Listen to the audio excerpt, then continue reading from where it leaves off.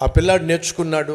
ప్రొద్దుటే లేస్తాడు, బైబిల్ చదువుతాడు, ప్రొద్దుటే లేస్తాడు, ప్రార్థన చేసుకుంటాడు. ఆ పిల్లాడు కాస్త పెరిగాడు, పెద్దాడయ్యాడు, ఉద్యోగ ప్రయత్నం చేశాడు. ఒక నేవీలో ఓడలో పనిచేసే అవకాశం వచ్చింది. సంతోషంగా వచ్చాడు. అమ్మకు చెప్పాడు, అమ్మా ఓడలో పనిచేసే జాబ్ వచ్చింది, ఎప్పుడు జాయిన్ అవ్వాలి? వచ్చే వారమే జాయిన్ అవ్వాలి. జాయిన్ అవ్వడానికి వెళ్తున్నప్పుడు అమ్మ బైబిల్ ఇచ్చింది. రే నాకు ఒక మాట ఇస్తావా? ఏంటమ్మా? 600 అయినా 106 అయినా ప్రతి ఉదయం లేచిన వెంటనే బైబిల్ చదువుతానని, ప్రార్థన చేస్తానని, పడుకోబోయే ముందు ప్రార్థన చేసుకొని బైబిల్ చదివి పడుకుంటానని మాట ఇస్తావా? ఖచ్చితంగా మాట ఇస్తానమ్మా. అమ్మకు మాట ఇచ్చాడు. ఓడలోకి వెళ్ళిన తర్వాత ఆ ఓడలో 7 ఉన్నారు. ఈ కుర్రవాడు ప్రొద్దుటే లేవడం, ప్రార్థన చేయడం, బైబిల్ చదవటం వాళ్ళకి అస్సలు గిట్టేది కాదు. చాలా చిరాకు అనిపించేది, కోపం వచ్చేది. ఈ పిల్లాడు మోకరించి ప్రార్థన చేస్తుంటే వెనకాల వచ్చి తన్నేవాళ్ళు. ఆ పిల్లాడు లేక యవనస్తుడు ముందుకు పడేవాడు. బైబిల్ చదువుదామని చెప్పి తెరిస్తే బైబిల్ లాగేసుకునేవాళ్ళు, ఏడిపించేసేవాళ్ళు. ప్రార్థన చేయనిచ్చేవాళ్ళు కాదు, బైబిల్ చదవనిచ్చేవాళ్ళు కాదు. సహోదరి సహోదరుడు వింటున్నావా? నువ్వు ప్రార్థన చేయాలి అని అనుకుంటే సైతం అంత సులభంగా నేను ప్రార్థన చేయనివ్వను.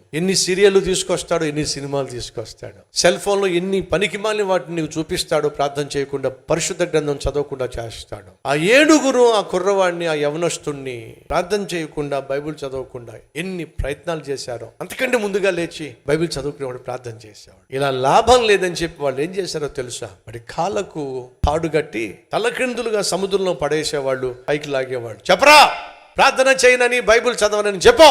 ప్రాణం పోయినా సరే ఆ మాట నేను చెప్పను, ప్రార్థన చేయకుండా, బైబిల్ చదవకుండా నేను ఉండను.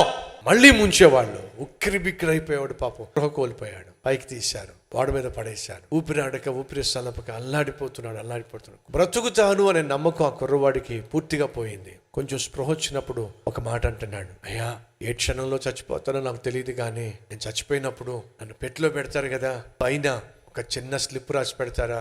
ఏమని రాయాలిరా? అమ్మా ప్రాణమైనా పోగొట్టుకున్నాను కానీ ప్రార్థనను మాత్రం విడిచిపెట్టలేదమ్మా, వాక్యం మాత్రం వదిలిపెట్టలేదమ్మా, ఇట్లు నీ కుమారుడు అని ఒక మాట రాసి పెడతారా? మా అమ్మకి నేను మాట ఇచ్చాను, కానీ నా ప్రభువుతో ఉన్నటువంటి సహవాసం కానీ, ప్రభు నాకు ఇచ్చిన వాక్యాన్ని కానీ నేను నిర్లక్ష్యము చేయను.